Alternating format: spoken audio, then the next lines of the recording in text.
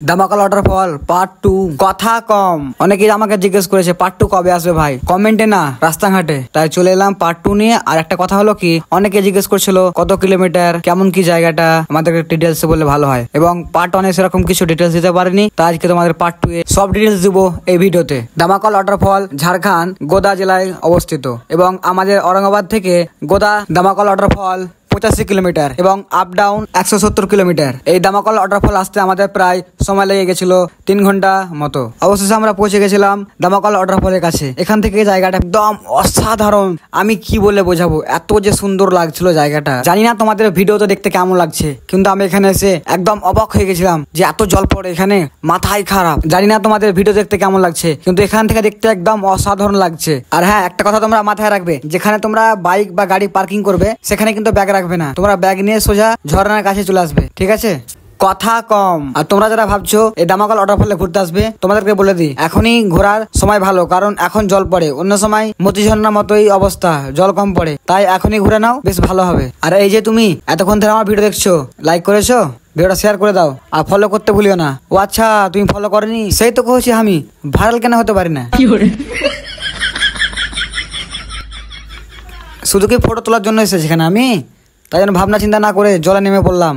আর গোসলে কি মজা ভাই রে ভাই। আর সত্যি হ্যাঁ, এই জায়গাতে যখন গোসল করছিলাম খুব একটা সুবিধা মনে হচ্ছিল না, জল যে এত স্পিডে পড়ছিল আর ঠান্ডা লাগছিল, প্রচুর জল পড়ছিল এখানে, প্রচুর। তোমাদের কি বলে বোঝাবো, ভিডিও তো যাই না তোমরা কিরকম দেখছো, কিন্তু এখানে আসলে বুঝতে পারবে। আমি চাই প্রত্যেক এখানে একবার করে ঘুরতে আসা উচিত সবাই বন্ধুদের সঙ্গে, তাহলে একটা মজাটা পাবে। এটা মতি ঝর্ণার মতো না, একদম আলাদা। এখানে মেয়েদের নিয়ে আসা একটু অসুবিধা হতে পারে, কারণ রাস্তাটা খুব বিপজ্জনক এবং মতি ঝর্ণা একদম আলাদা। মতি ঝর্ণাতে ফ্যামিলি নিয়ে যেতে পারবে তুমি, কিন্তু এখানে সবাইকে নিয়ে আসতে পারবে না, কারণ রাস্তা খুব খারাপ, পাথর পার করে জল পার করে এখানে আসতে হয়। তাই আর কি তোমাদের রিকোয়েস্ট করবো, এখানে মেয়েদেরকে না নিয়ে আসাই ভালো।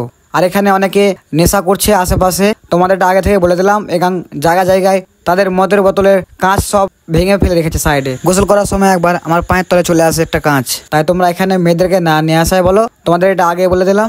আমি এই জায়গাটার কথা বলছিলাম, এখানে ঝর্ণা কাছে আসতে গেলে এটা পার করতে হবে। আর তোমরা যারা এখানে আসবে, তোমরা কিন্তু সঙ্গে করে খাবার নিয়ে আসবে, কারণ এই ঝর্ণার আশেপাশে কোনো খাবারের দোকান নেই বা হোটেল নেই।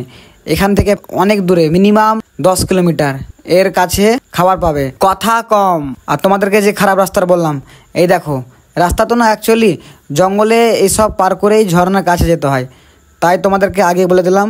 এখান থেকে যেতে অসুবিধা হয়, তাই মেয়েদেরকে না নিয়ে আসাই ভালো, আর খুব একটা সুবিধার না।